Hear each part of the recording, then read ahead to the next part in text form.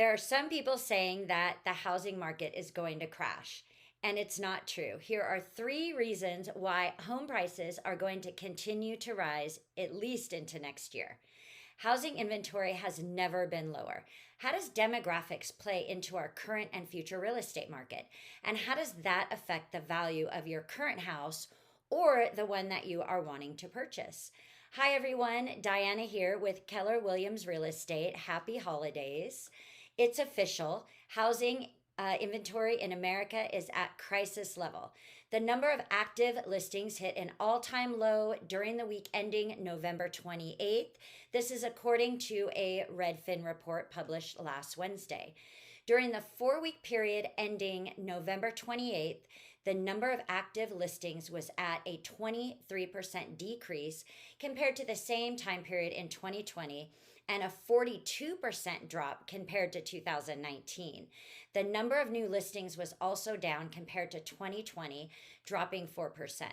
Daryl Fairweather, Redfin chief economist, stated the number of homes for sale typically declines another 15% in December. That means by the end of the year, there will likely be 100,000 fewer homes for sale than there were in February when housing supply last hit rock bottom. I think more new listings will hit the market in the new year, but there will also be a long line of buyers who are queuing up right now to purchase. There's been a lot of talk that we're going to have another 2008, that there's going to be a housing crash. If you're planning on waiting for home prices to go down, you may be waiting a while. Why? Several factors will contribute to housing prices continuing to rise. Number one is demographics. The demographics don't support a housing drop.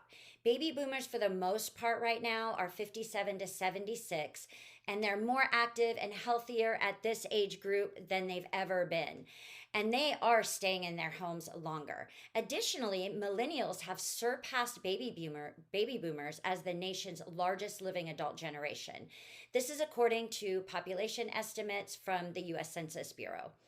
Millennials, whom Pew Research defines as ages 23 to 38 in 2019, numbered 72.1 million.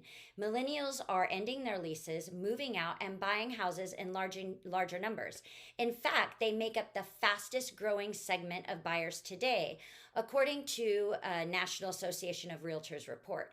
Particularly those in their late 20s and early 30s are pushing this segment along the most. A Pew Research study found that household income rates of this bunch were 2 to 4 times higher than that of other age groups. Number two, shortage of new homes being built. Single-family home construction has been rising steadily since it bottomed in 2009 during the Great Recession. It is still not as high as it was just before the housing boom and is actually running at the slowest pace since 1995, according to the U.S. Census. The slower pace comes as the largest generation in history enters its typical home buying years. Construction is up against the same problems it's faced in years past. Increased lumber prices, limited lot supplies, supply chain issues, restrictive zoning laws, and costly permits, and a skilled labor deficit. These problems make it almost impossible for home builders to make a profit on entry-level homes, which is the price point that's hurting the most in today's market. Number three, Americans are staying put.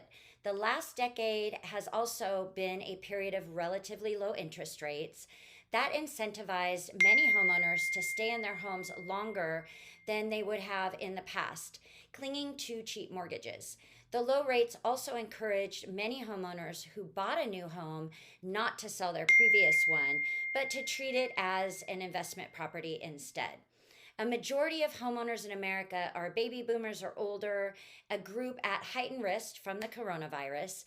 If many of them have been reluctant to move out and downsize over the past year, that makes it hard for other families behind them to move in and upgrade. Additionally, when there aren't a lot of options out there to buy, would-be sellers get skittish about finding their next home and back out of the market themselves. While we will still see more homes come on the market after the holidays, due to demographics, historically low interest rates, and shortage of new homes being built, the real estate prices will continue to rise. For all the details and statistics on the housing market, click on the links in the description. Oh, and by the way, if you or anyone you know are interested in buying, selling, or investing in real estate, please give us a call. We are happy to help. Have a great holiday season, everyone, and I will see you next year.